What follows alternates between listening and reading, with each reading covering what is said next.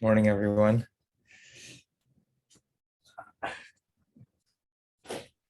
Good morning. Good morning.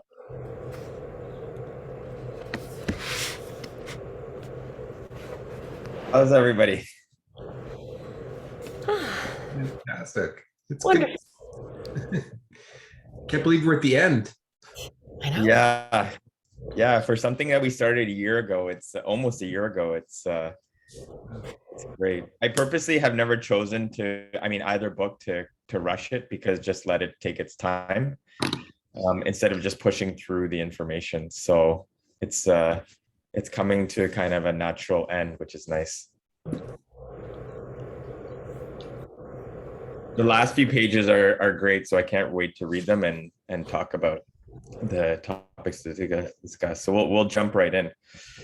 I'll just share my screen. I must say, Paul, Niagara Falls with the rainbow. That is wonderful. I really like it too. I like Niagara Falls. I'm sorry, I forgot I was in corporate mode. I really like it too. I was like, wow, you went to Niagara, you're in Niagara Falls. That's your corporate mode? How lovely. Well, I have images for every city across the country, so I just basically rotate. It's like I'm traveling to my home office. It's great.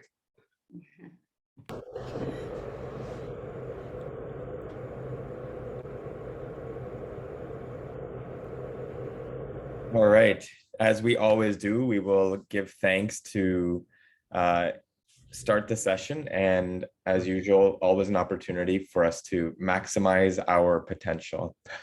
Om Gyan Tivanandasya Gyananjana Shalakaya Chaksur Unmilitam Yena Tasmai Shri Guruve Namaha Mukam Karoti Vachalam Pangu Langete Girim Yat Kripatam Aham Vande Shri Guru Dinataranam Vanchakalpatrubhyascha Kripa Sunda Eva Cha Patitanam Pavanebhyo Vaishnavebhyo Namo Namaha Hare Krishna Krishna Krishna Hare Hare Hare Rama Rama Rama Hare Hare. So thank you so much everyone for joining us again today. As we always say, we give thanks to our teachers who give us knowledge and open our eyes. We always thank our teachers for allowing us to make what is impossible possible. And I offer always my respects to everyone that has joined, who are all seekers of the divine and are full of compassion for all living beings. So thank you again for joining us. As we always mention, our culture is to bring full presence, respect for all, and the determination to do the work that has been brought to us.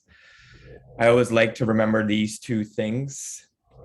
The two things are what good others have done for us, and to keep us grateful, and always the maybe not so good we have done for others to keep us in the space of always wanting to improve.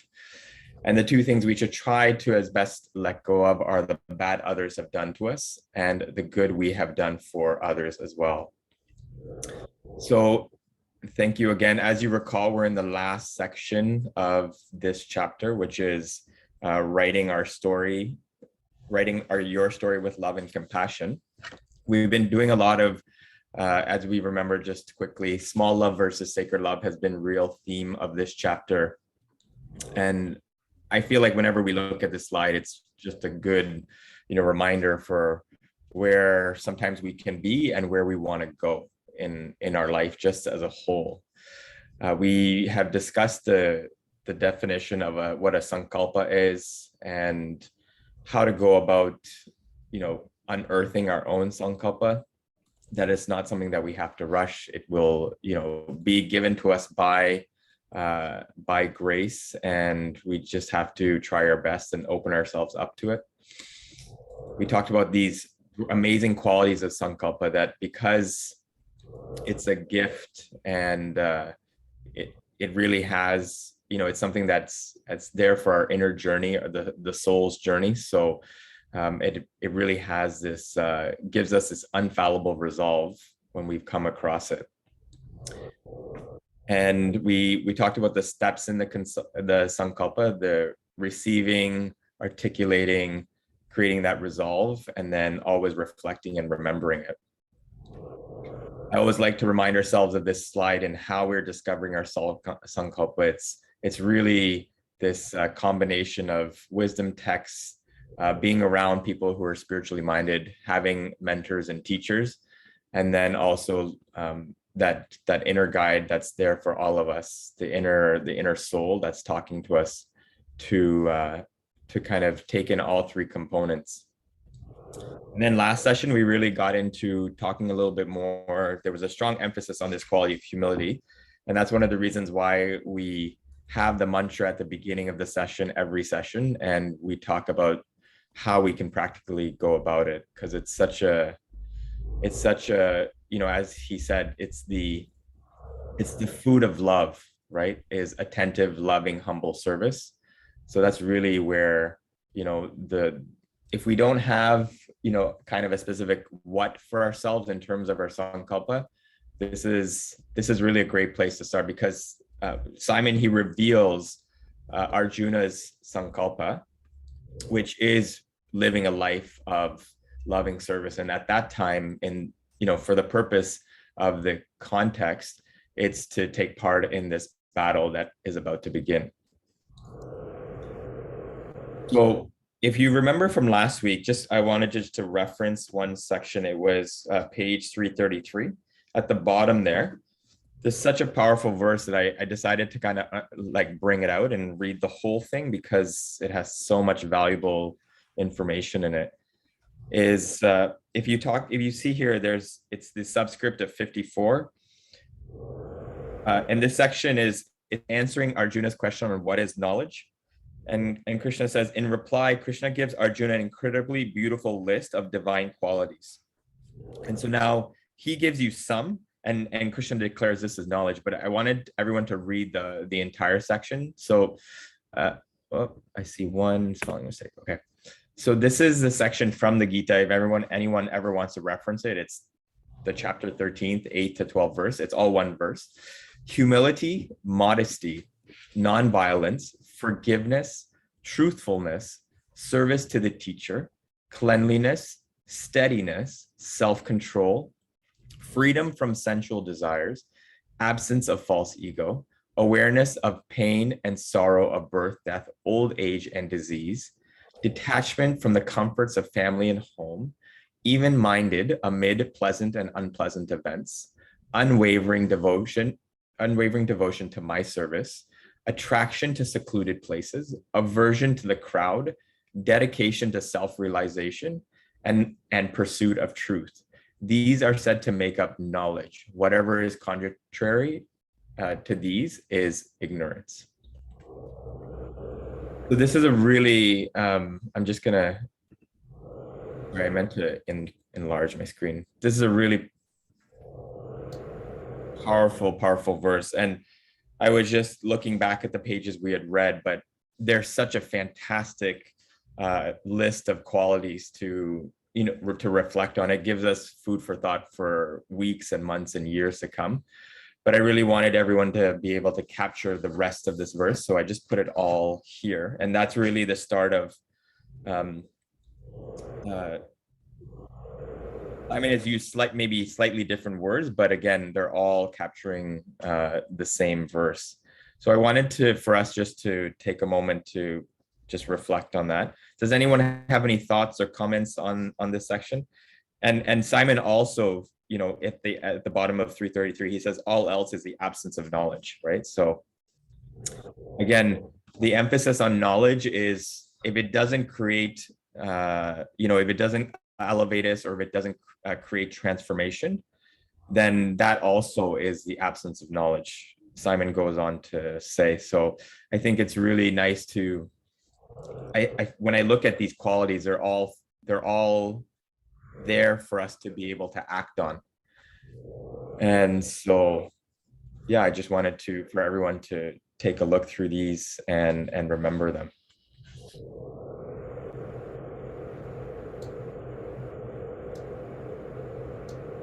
So what I was hoping we could do, we finished at the end of section, we're at the top of, or the bottom of 335. And I was just hoping that someone could start reading. So it's to write my story. That's where we're going.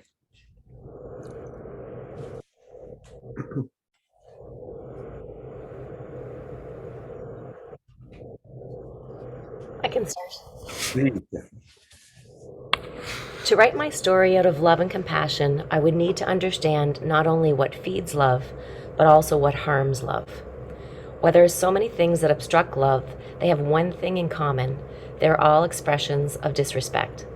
The Sanskrit word for disrespect is aparada, which means without Radha. In other words, disrespect is that which causes Sri Radha, the goddess of love, to leave that place. Love can't bear to remain where there is in any form of disrespect. So how do we respect others? We can begin by learning to look at others at the level of the soul, beyond the stories we live out. When we define others through the lens of our little stories, we engage in a form of disrespect. We fail to truly see the other person before us. The stories we manufacture and live out in our life are self-serving. They're designed to put us at the center. Our imaginary self, the lead character in our story, then begins to take on immense significance. We look at others through our own smallness and try to co-opt them into our own service. We determine our friends and enemies by their relationship to our ego. This is the basis of the entire conflict of Kurukshetra. At the beginning of the Bhagavad Gita, the blind emperor Dhritarashtra is caught up in this paradigm of I and mine. Krishna's first teaching to Arjuna is therefore about the soul. By the end of the Gita, as students of yoga, we'll hopefully have loosened the grip of Dhritarashtra's paradigm of fear, ego, and illusion, moving our vision beyond that to see all beings at the level of the soul. We'll hopefully enter a space of self-reflection before setting people apart as enemy or friend. This opens the door to love and affection for all beings, not simply those who support our unflawed human narrative. Ultimately, we alone are our own best friend or worst enemy, not anyone else, as Krishna explains. Indeed, the self alone is a self's friend, and the self alone is a self's enemy. Understanding this is the first step to being able to respect all beings and to loving them. The best possible time to develop the vision is in the dark night of the soul. With our story torn apart forcefully against our will, we can practice relating to others from a higher perspective. One of the secrets to cultivating kindness and respect in our life is to start by being kinder and more compassionate to ourselves. We can do this by treating our own story less seriously and seeing the beautiful foolishness of our own life. If we're continually judging and punishing ourselves through the lens of our illusionary ego, how can we expect not to judge and punish others through that lens also? By releasing the grip our story has over us and becoming aware of our existence as a soul alongside others, we learn self-kindness and we are able to see and honor others. Self-kindness fosters kindness to others. Non-violence therefore begins at home with ourselves. That's why the Mahabharata, the larger epic in which the Gita is situated, affirms non-violence is the best form of friends.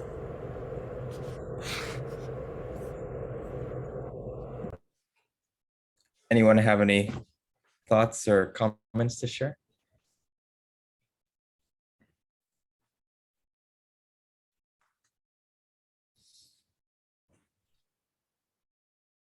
I was just going to put up as kind of a follow-up to this verse. So to me, when I was looking at this section, is very much about respect. And one of the reflection questions that I had for all of us is on the screen, but just for us to reflect on ways we potentially disrespect ourselves first and then potentially disrespect others, and steps to creating a culture of respect. I think a few of those things were already discussed in this section, but to kind of personalize it a little bit more, we can try to apply it to ourselves. So if we wanted just to take a few minutes to think about this.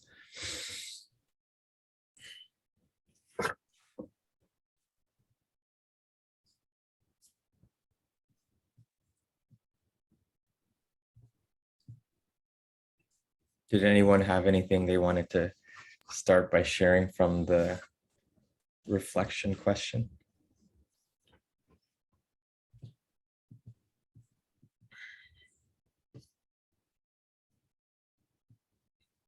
From either point 1 or 2, just respecting ourselves or disrespecting others. Go.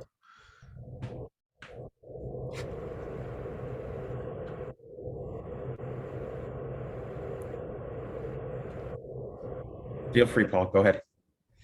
So from one, I had letting our mind dwell on past negative events or fear future ones.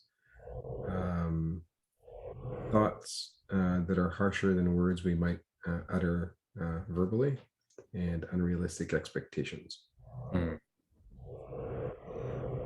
Number 1.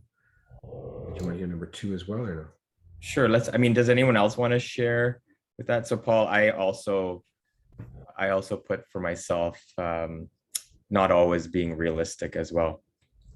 So that was similar to what you had mentioned about expectations.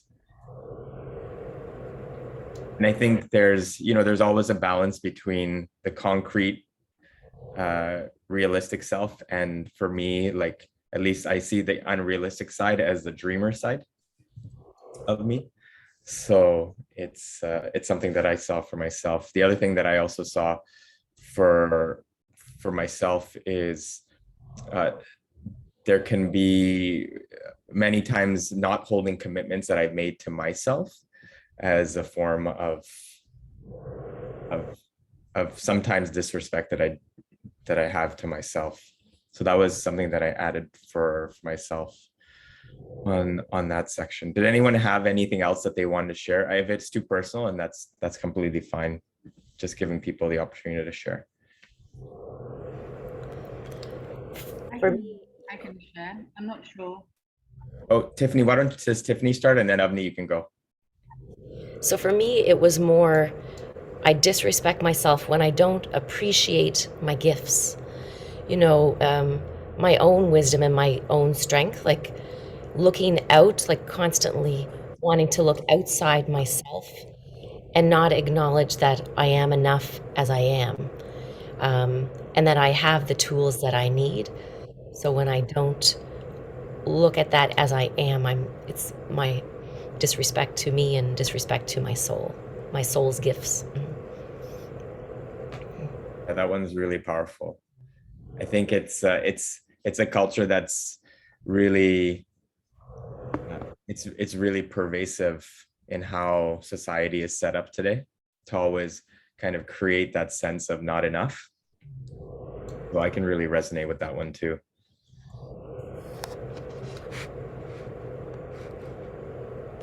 Avni, did you want to go?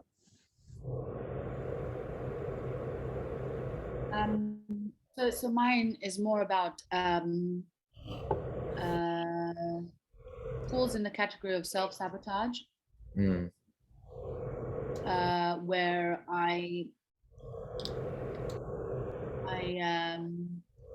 don't fully commit to a particular inner journey. It's that half in, put in, put out type of thing, and I think that's really disrespecting my soul, myself.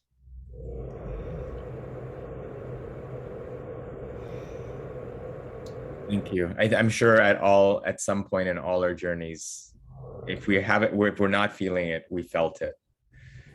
So that one's really, really that half in, half out. I mean, we can apply that to many things in our life, but for sure, in our own spiritual journey, that one's a really big one. Thank you. Doral, did you have anything to share? For me, it's a little bit of a combination of what both Avni and Tiffany said. So in disrespecting ourselves, I like what they have in the book where it says, it starts at home first. It starts with the self, which is very true. If you can't respect yourself first, how are you going to go about respecting others? Or I shouldn't say how will you go about, but it takes, looking inwards first. So for me, a lot of what I do sometimes in disrespecting is also self-deprecating in a way, which is unfortunate, but I think it's something to just, it's a constant work on it type of thing. Mhm. That's what I have. Thank you.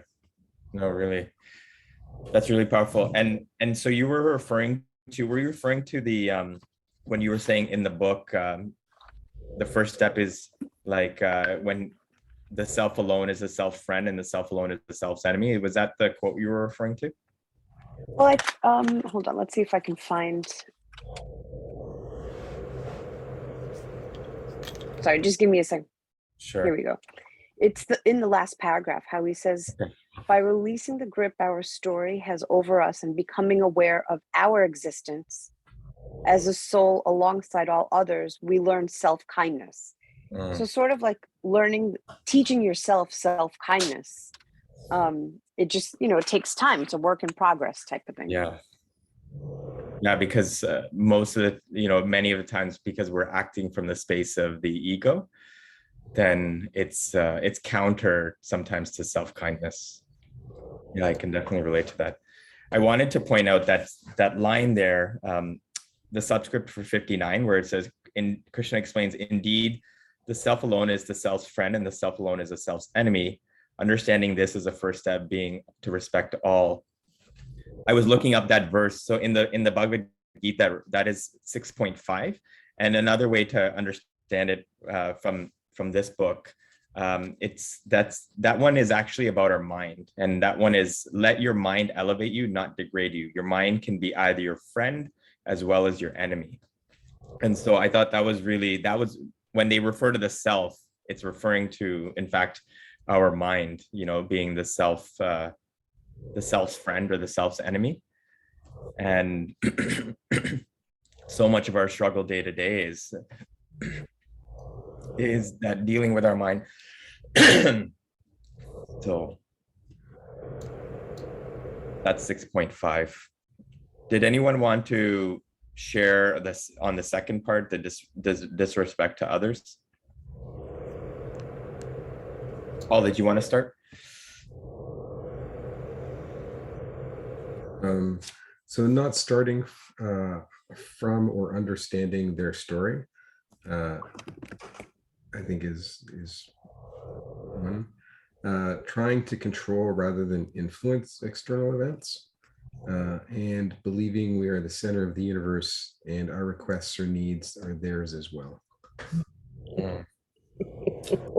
Really powerful. I put for my, and I worded it a little differently. I said imposing my standard onto others, which is a different way of saying that. And similar to you, you said in the first section, but I said unspoken expectations. That sometimes when they're not verbalized, then they can also be a form of disrespect to others because they don't know, and it's in, we're waiting for something. and then the last one I said that is a work in progress for me in different areas, but always, especially when you're in medicine, there's this culture of especially when you're dealing with patients, that being a little bit late is okay. So I put not being punctual as a form of disrespect to others. And so it's something that is always like, I look at all areas of my life and trying to improve on this one. And so even having this group weekly, it's so good because it just really emphasizes the discipline of showing up at 6 a.m. So I welcome it. Avni? So you start with it every week. It's what I do in disrespect is I remember what people have done bad to me and remember what good I've done for them. That's day in, day out. I think that is just, it gets me day, and that's what I do. I think that's little bit drives me. So my good behavior is because I'm always remembering, well, that person actually, yeah, they're in line, they're okay. And then the other people, it's like a judgment, like, no, well, actually, no. So, and then I balance it with what I've done for them. And I'm like, well, no, you're not level. You're down there. So you need to buck up your ideas, I think. And that simple 2 slides gets me every week. Can you imagine? I take a screenshot of it every week. I think I've got about 50 of them. So just as a reminder. So, yeah. Oh, thank you. It definitely is validating to know that their effect, you know, it's a good reminder for me and you every week. Tiffany or Toral? Well, I guess for me, again, similar lines that for others, often like the belief that they need more, that, and so often I feel that I need to impart my knowledge on them. So that's the disrespect to them, because they are simply a soul on a journey and their steps in their process. And so respecting their journey, right? And like you said, Avni, like the whole judgment kind of comes in because, you know, sometimes you're like, well, if they want to work with me, then I'll work more with them because they got to put the work in. If they're not putting the work in, then I'm not going to give back as much to them, right? But that's not it at all. It's just that ability to say, I respect them where they are and leave any judgments out of it. Like, just respect their path, respect the path that they're on. So,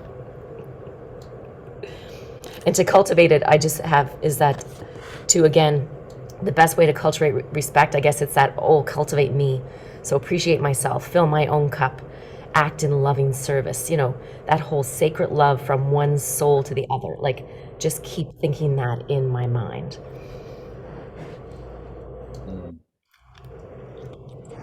Thank you. That's always really valuable, especially what you said about, you know, that expectation of if it's not coming to me, then I'm not going to put it out, right? Laurel, anything else to add? For me, I have basically I guess you could say is trying to put ego aside. So in terms of disrespect, so what happens is, let's just say someone is telling you something or trying to explain something to you. My initial reaction is trying to solve a problem in a way. So if I can sort of sit back and listen, even if I do have something to say, it'll probably come from a better place if I can listen to the whole thing. So I think that's a big part of it. And in terms of cultivating a culture of respect, I think for that it's, which I do have, I have patience, but just learning even more patience and trying to put yourself in that person's shoes, because the perspective can be very different. So if I could try to listen better and put myself in their shoes, I think naturally the respect towards others will be cultivated. Mm-hmm. Yeah, thank you. That's also a great point to reflect on, of just, you know, the analogy of 2 ears, 1 mouth, right? The other one, I had said something that came to me, Toro, while you're speaking, that can come up, especially when we have relationships that are closer, like very close, is sometimes in the desire to be right, we get very defensive. And I was just thinking that need to be right can often also be a form of, I was just trying to think, is this categorized and under like disrespect to ourselves and others? I think it could be both. So that was something that came to me when you were sharing also. Great. Did anyone want to share anything that came up in the, like, did anyone have a chance to think about the steps to creating a culture of respect?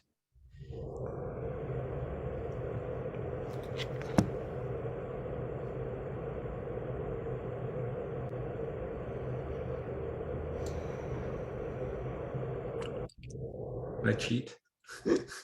Go ahead. I was just going to take Avni's point of remembering the good others have done for us and remembering the bad we've done for others. I Yeah. think that, and humility, I think just going to the other side and listening, hearing people out and being empathetic. I think it's a good start. Yeah. Good others have done, for us. Just start with appreciation. Yeah, appreciation, definitely. I also just noted that down as a form of sometimes how we can disrespect others is when we just, when we are result oriented, then you kind of lose someone else's contribution and you just go straight to the result, but not necessarily the process that they put in to bring you something, right? And I'm talking about even something as small as not appreciating, let's say, in the space of having a partner, the time they made to make a meal, right? After, something simple, but I was just, I was catching myself just the other day that I had to, just like, wait a second, I didn't appreciate the small thing that is actually a big thing. So thanks for that. I wanted to share just a few of the highlights that came in this chapter, which were really, really, really powerful. But these are kind of distilling some of the main points that Simon had in the book that I just kind of put together. But he talked about in this kind of this section, the last section, he talked about self-reflection as being a tool for respect, or a way to respect, because as we were saying, the more we can identify with our own challenges, then that also allows us to be able to connect with others. And again, a constant theme that we've always been bringing out in this book is how can we bring more compassion into the world? And so we had noted self-reflection as a starting point. The second point that had also been made is that we talked about is kindness and compassion to self, so to ourselves. That I think for this one, at least for me, I was thinking, how do I really make this happen? And when we're always in the doing mode, then that it's sometimes, when it's kind of like one thing to the next, and having a schedule is really good, but then having that section in our schedule for the kindness and compassion to ourselves, I think is also really important, whether it come in the form of self-care or giving us time and space to do these other things like reflect. Third, this was one that I had kind of put together from something that he had said, but just catching our own self-judgment, I think, can be a very powerful way. Again, a way of trying, when we can catch this in ourselves, and hopefully it can be helpful to others. Because if you remember, he had a really powerful line where he said, I'm just going to try to find it. But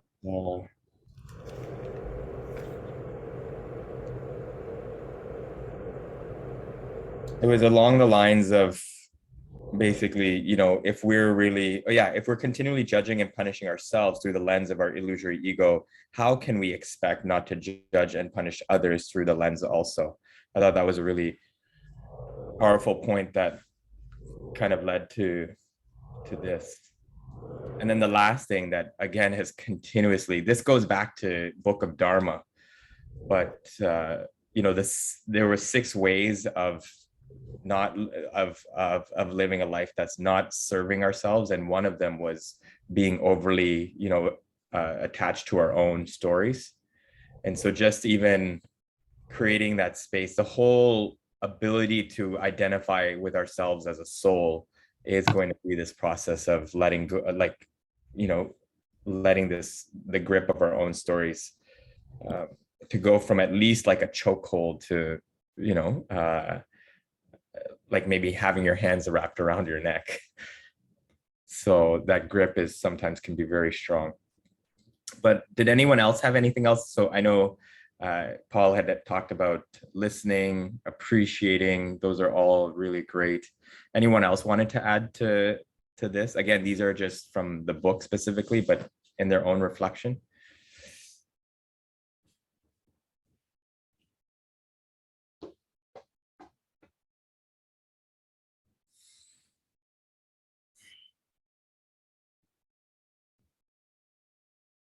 What was your question again? Oh, if anyone just wanted to add to this list from, because it was one of the questions about just how we can create just this creating a culture. I mean, if we applied any one or two of the list that we had, I mean, it would be transformative for creating a culture of respect in our own lives with just the people we are surrounded by. Again, as I think it was Toro was saying, just starting with self is a great place to start. And all four of these, if you see in one way, shape, or other, involve basically are starting with the self.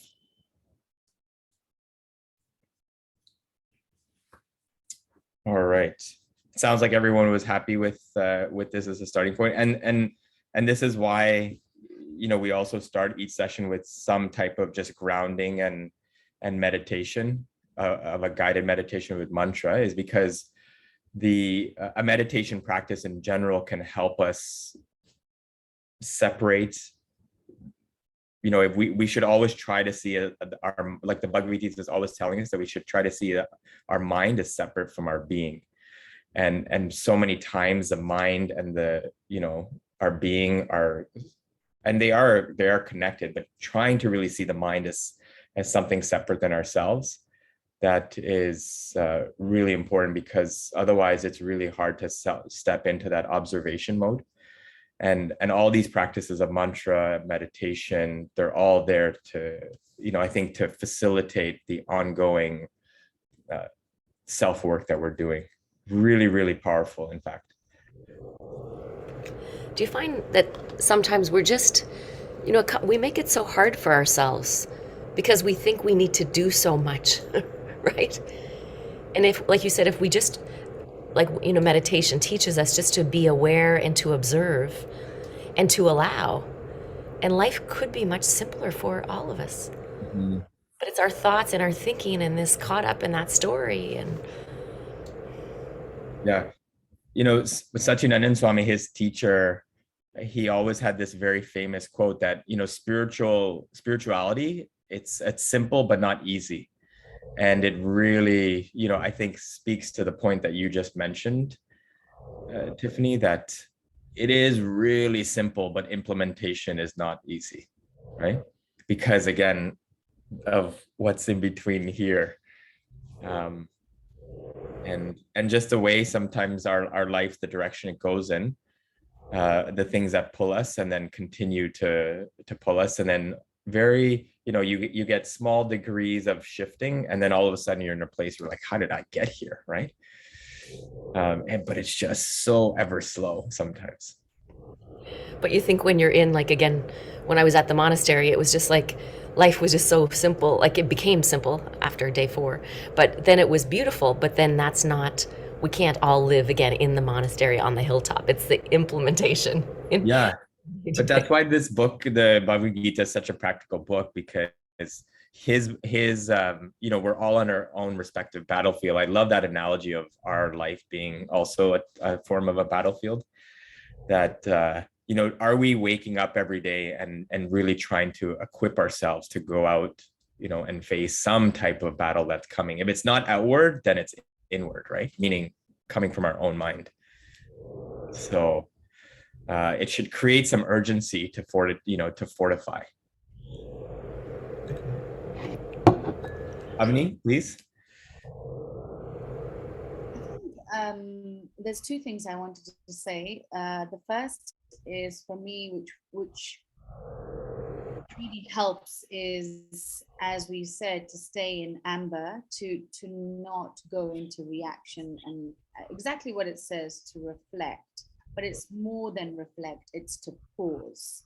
It really was just to pause, stop. And the second is that maybe in terms of these 4 points to allocate and reflect or meditate on these 4 points every morning, every evening, just like your journal. Just take these simple 4 points. First one, reflection. Second one, self-compassion to myself. How did I not, and so forth. Just do that morning, night, and you never know, your sankalpa could appear in that meditation, but just exactly that. Just as you're, like, for example, a vision board, you know, you see it every day. So these 4 questions, just to have it scattered everywhere and reflect. Take that time, even 10 minutes for me would help. And to work on, I tend to, some situations I avoid, like I won't go to battle. I'll go to Timbuktu. I won't go to battle. It's like out of mind, out of sight, out of mind, whatever. But it's actually getting to that nitty-gritty, going to that battle and saying, right, I'm in that battle. Let's put on the yoga of the dark night soul hat on. Remember all of you, and what do? So there's one particular person I avoid. I'll avoid with a vengeance. But actually, no, I should go, and I should, exactly what you said, Rikin, you've said it so many times, is and we got it, I don't know where we got it from, but to really test yourself with those people who are close to you and that trigger you, to really triumph.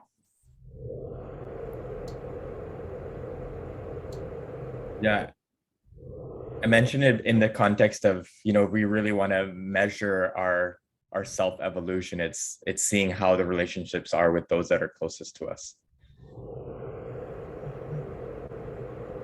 No, thank you. And you just really inspired, you know, just even looking at these 4 points as a daily reflection.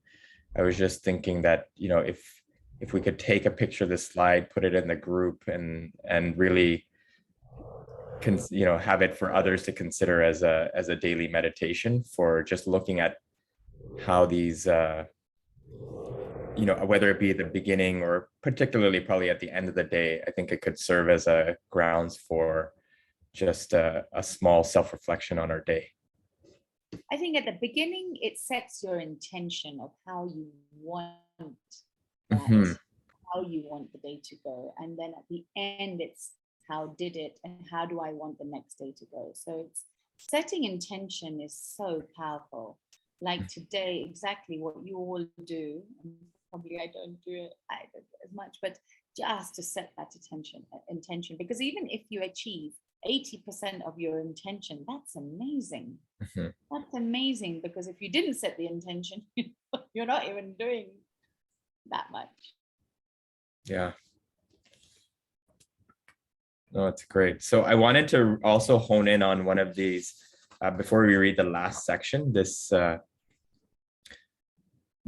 I guess I'd like defining a term, but and I've known this word aparada for many, you know, for long time, but I never thought of it, you know, had thought about it in this context, that it, you know, it in fact means disrespect. Like it's a Sanskrit word for disrespect. I always understood, I guess people can't see the slide, right? Sorry. Sorry, I meant to put this up. This slide here, I had always understood the word aparada to mean, you know, being offensive or creating an offense. But it's a really also great way to think about this is disrespect. And what's so powerful is that if you look at how Simon broke it up without Radha, being and Radha representing, she's the goddess of sacred love. So sacred love being in the direction we want to go in. So really it's saying that, you know, when we disrespect, it's, you know, we're going away from the direction of sacred love. And again, this, just keeping this word, again, when we have a word that's a Sanskrit word, I try to just have one slide to define the term. And I really, really appreciated how he broke it down here. So does someone want to finish off the last section? Avni, please.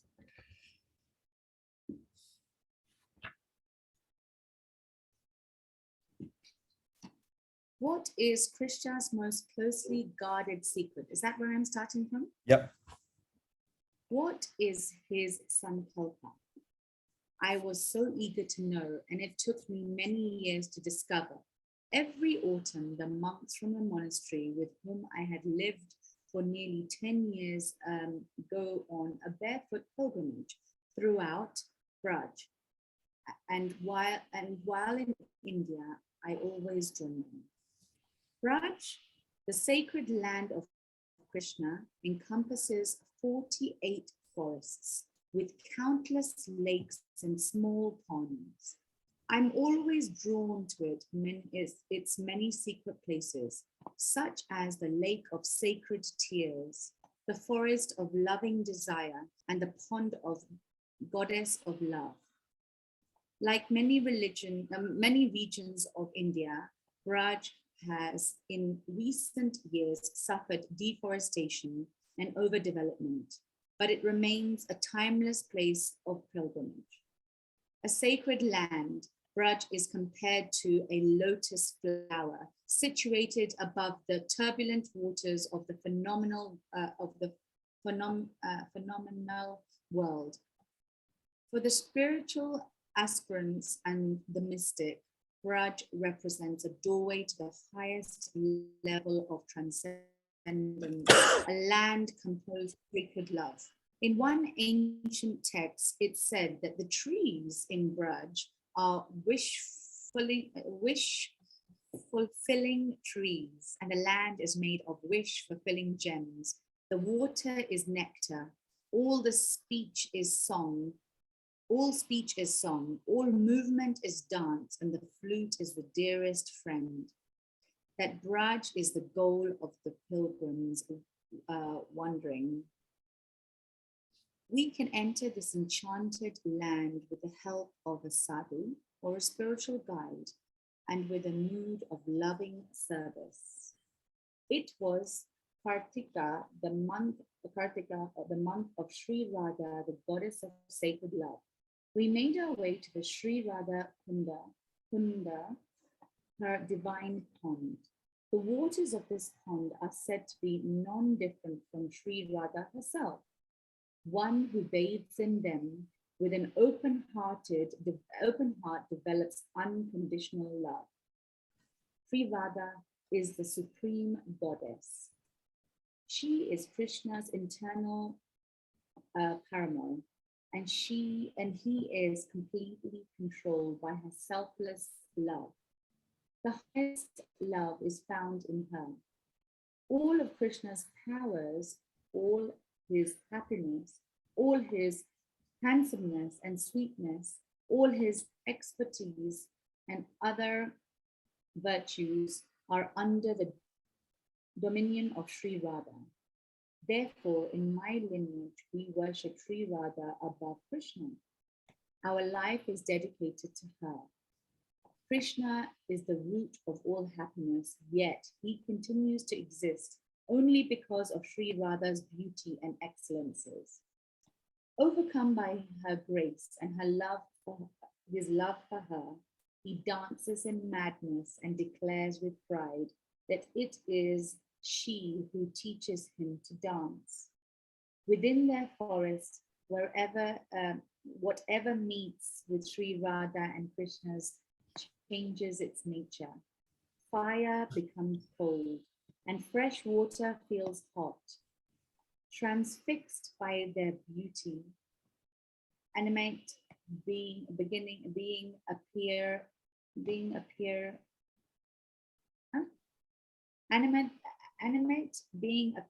inanimate.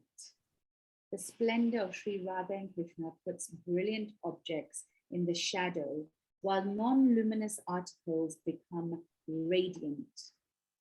the Yamuna River flows upstream, the rock melt. While some in the Bhakti tradition worship Sri Radha to attain the favor of Krishna, we worship Krishna to attain the favor of Sri Radha. She is our main object of worship, and our relationship with Krishna is through her. As my teacher used to say, if anyone asks me who is Krishna, I will only say that he is the life and soul of my master, Sri Radha. Sri Radha's fair complexion is said to resemble saffron that has been ground upon a slab of pure gold. Her dress is the color of the rising sun. The shining brilliance of her face defeats the effulgence of millions of autumnal full moons. The flower garlands she dons on all part of her body are none other than her excellent qualities. The dot that dazzles on her fair forehead is made of good fortune, and her heart overflows with the most astonishing transformations of sacred love. She enchants Krishna completely. My teacher explained that day that Krishna himself worships Sri Radha. She is the soul of his soul, superior to him in every way. When Krishna is speaking the Bhagavad Gita to Arjuna, he's doing so as a part of his own practice of loving service to Sri Radha. Krishna also has a fixed sankalpa, which he keeps a closely guarded secret, and that is to serve Sri Radha. The deeper teachings is that even the soul of the universe is controlled by sacred love. How wonderful that Krishna, the Lord of Yoga, and the soul of the universe is bound by sacred love. He too has a story, not a small egocentric story filled with anguish and false perceptions, but an eternal spiritual love story beyond the play of form of this fleeting world. Divinity is neither male nor female, but always both. To play a small part in their divine love story is the highest attainment in yoga. Sri Radha is the greatest yogini. Sri Radha is the greatest yogini. The aim in my lineage is to gain her blessings, by which she manifests sacred love within our hearts. That sacred love is non-different from her own essence and being. Dedicating our life to Sri Radha's service is the key to writing our story out of love and compassion. This is Krishna's most confidential yoga teachings of all, the brilliant illumination of dark night of the soul, the most sublime rooting of our despair. This is the secret he most wants to tell.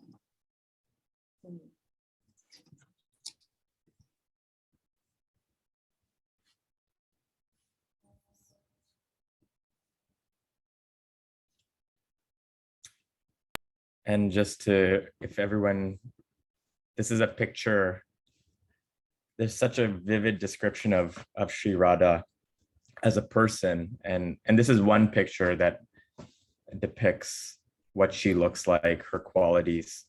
It's understood that she has 25 very amazing qualities that she's specifically most expert in. I can put the qualities in our group, but the way that I've come to understand Sri Radha over the years of just practicing bhakti is she's really, her heart is that of a compassionate mother. And so whenever we want to kind of, trying to experience what does she represent, it's really that, like that love we feel coming always from a motherly figure. That's really the compassion that she exemplifies, and really the compassion that really the whole practice of bhakti and this book is trying to bring us, is really trying to align with that compassion. I was trying to think of a simple way to capture how to describe such a magnanimous personality, but one of the key teachings in the teachings of yoga that I think really make it universal is that what Simon mentioned is that there's both divinity seen from both a male and a female perspective, and that there's a representation of both. So there's that balance there. And while if you look at Buddhism, it talks about yin and yang, the Vedic teachings actually have a person that represent both that yin and yang in the form of Radha and Krishna. And so I wanted just to have a picture just capturing her and giving honor to her as well.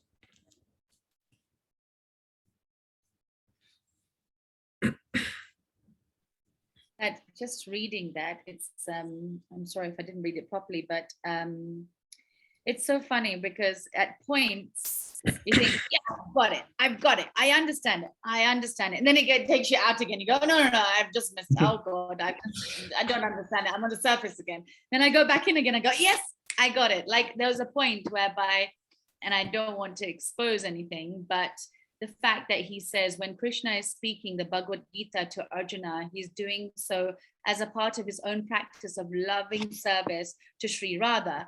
And for me, I mean, Rikin, you came to mind.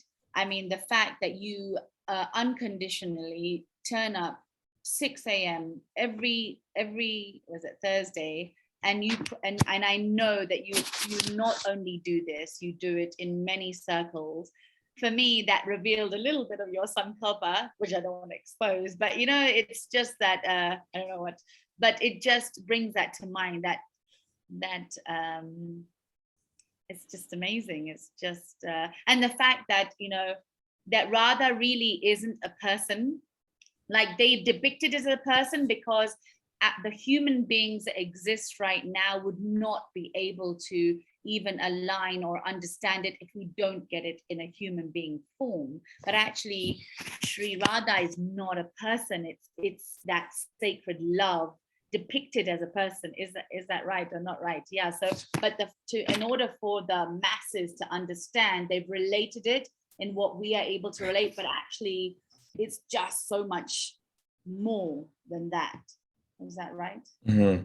Yeah, when I was just talking to Simon most recently, he was just saying that this last section of the book, he for a long time was contemplating not putting in, because this discussion of sacred love, but specifically also bringing Radha into the picture, it's quite an esoteric. I guess that's one way to think about it. It's an esoteric aspect of bhakti that usually one usually has to practice for some time to get some insight into it. But he said, as a way to kind of glorify her and really bring out this point of love and compassion, he really wanted to kind of shine the spotlight on her as a personality, because she, the personification of sacred love is her. And it takes us time in our practice to be able to realize that. But yeah, he's getting into something very, very deep. People have, dedicated years and lives to kind of understanding her as a personality. People do multiple like PhDs. There's so much written on her as a person, and what she exemplifies and her qualities. So it's such a deep topic that is really just kind of exposed here at the end.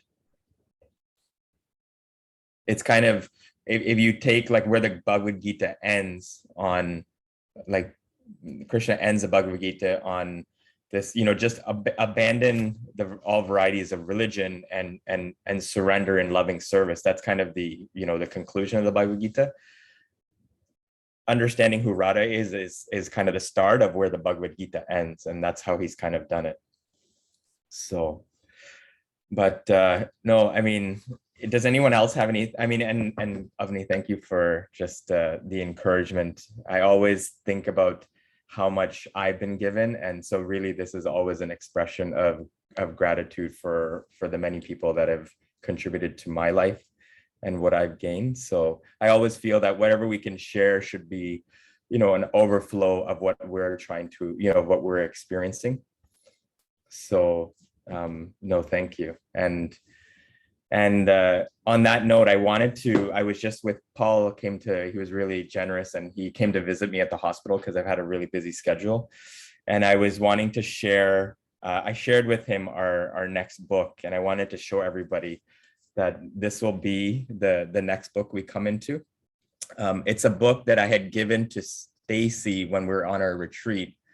And this is a book by B.T. Swami, so Bhakti-Tirtha Swami. It's called Leadership for the Age of Higher Consciousness. It's volume 2. And the reason I chose this book is because we're all in, one, we're leaders to ourselves, but then we're trying to lead others.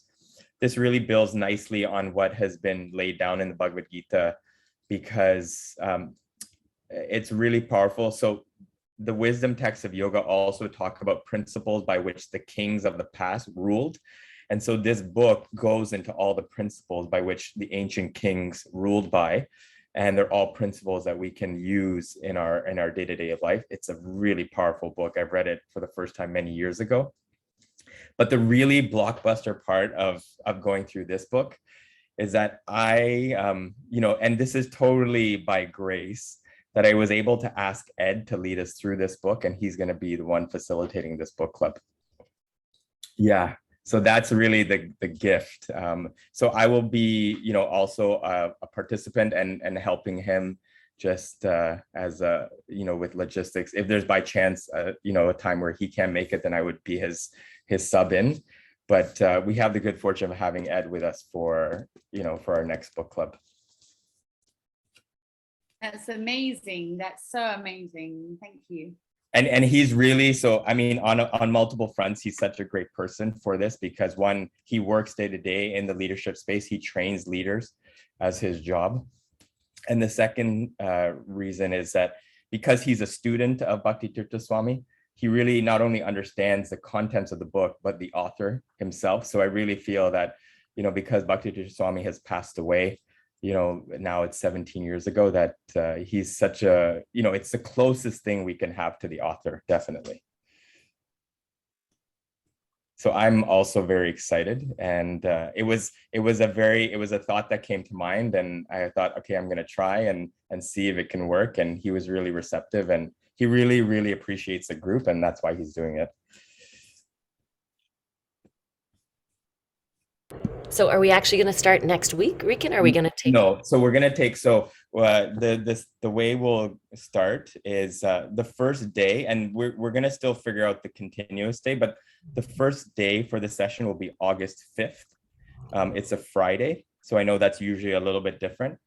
And the only challenge now we have to work with is because of the time difference, he's in the UK. So moving forward, we may have to, if everyone's okay with it, we may have to just bump our session to 7 a.m. Eastern start, because 7 a.m. is a 12 p.m. for him. So he would use his lunch hour at work to do the session. So that would really be the only adjustment. And then we just have to, we want to use that Friday as the starting day, but we may go back to the Thursdays moving forward. But we just have to kind of confirm. But we have our first session, our first date is booked, because I've already, gone through that with him, but it'll be August 5th, a Friday. So we'll take 2 weeks off now, and then we'll start into that. Thank you, Rikin. Thank you. Coral, did you have a comment, or was that a hand? I did. So this is in a way like I'm piggybacking off of Avni. So I'm just going to share this with the group. And I don't know, Ricken, if you probably already know this. So yesterday was Guru Purnima. So Yeah. that's a full moon day in a certain month of the Indian calendar. So on that particular day, basically what you do is you show respect and honor those who teach you, who are your teachers. So Ricken, thank you very much. This is the first time that I've actually been part of this group. And I have to say, I'm very excited that I got to join. And thank you very much, honestly, for leading the way in this discussion, because it's been very powerful and great. So I appreciate it very much. So thank you, Ricken. Thank you, Toril. And if you could bring back Ami, that would be great. I've been trying to message her, but I hope everything's her okay. work has just been swamped. But yes, even for her and I to talk, it took us like months. So I shall bring her back though. Thank you.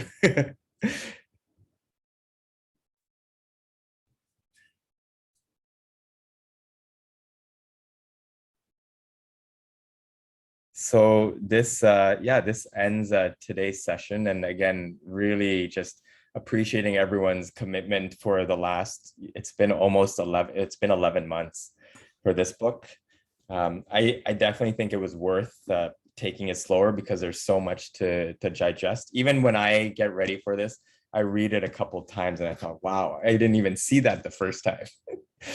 Because there's more that unwraps itself when we sit to reflect on the information in this book. And I'm really looking forward to our next book. I hope everyone is one of the other reasons I chose this book is I thought maybe the topic of leadership, we could cast a wider net and maybe get a few more people from our wider group to join.